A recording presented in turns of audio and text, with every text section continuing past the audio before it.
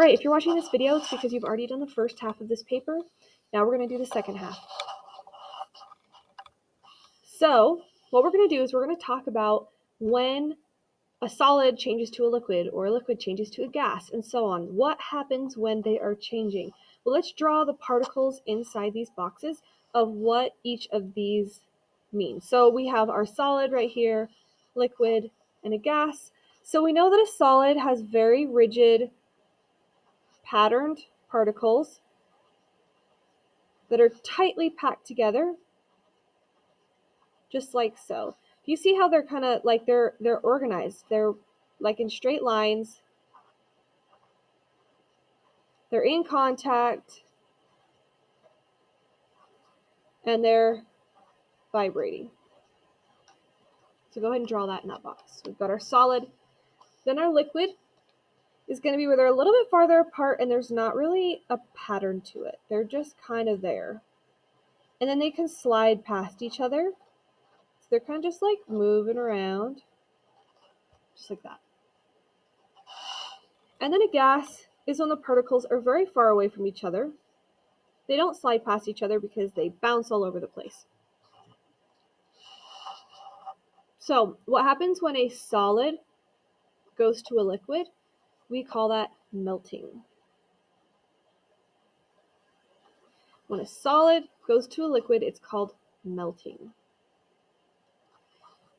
When a liquid goes to a gas, we call that evaporation.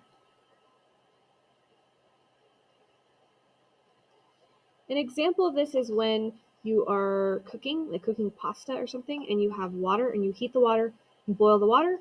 When the water is boiling, it is evaporating. So this is happening from a liquid to a gas.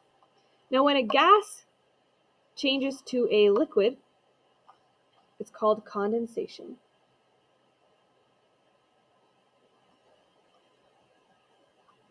Condensation.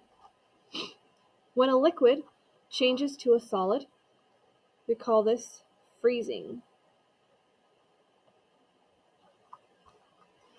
These are the four that are very important that you know what they are. But there are two other ones that we're going to talk about right now, and they're kind of like the bonus ones. You don't really need to know about them. You'll learn more about them in 8th grade, but I'm going to put them up here anyways. You can actually go straight from a gas directly to a solid without even going to be a liquid. The energy is taken away from these particles so fast that it goes straight from a gas to a solid. This is called deposition. So deposition is when a gas goes directly to a solid.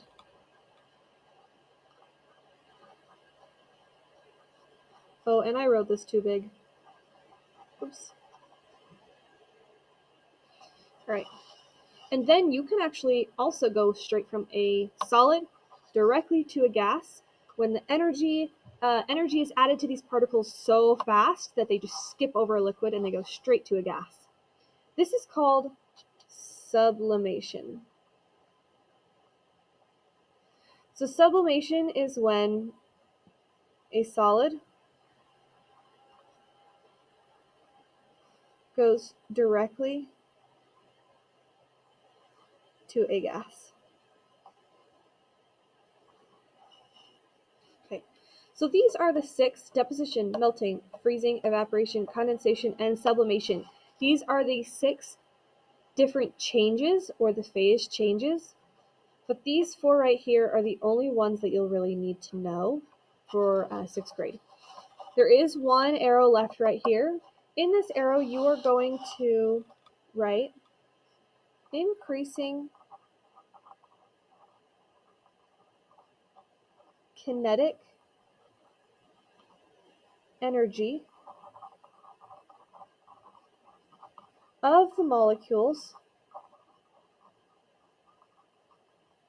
of the substance.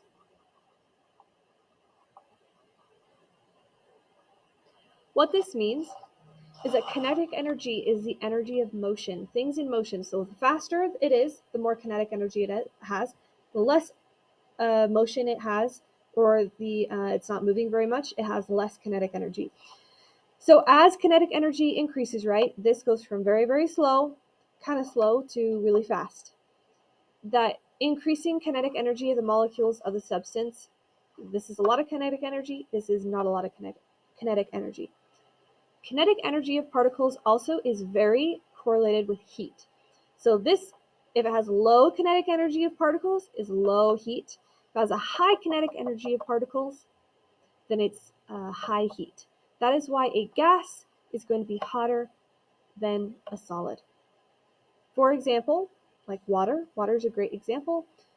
Ice is colder than the liquid form of water, and liquid water is colder than like the gas form. Like when it's boiling and that steam comes up, it's a lot hotter than the liquid.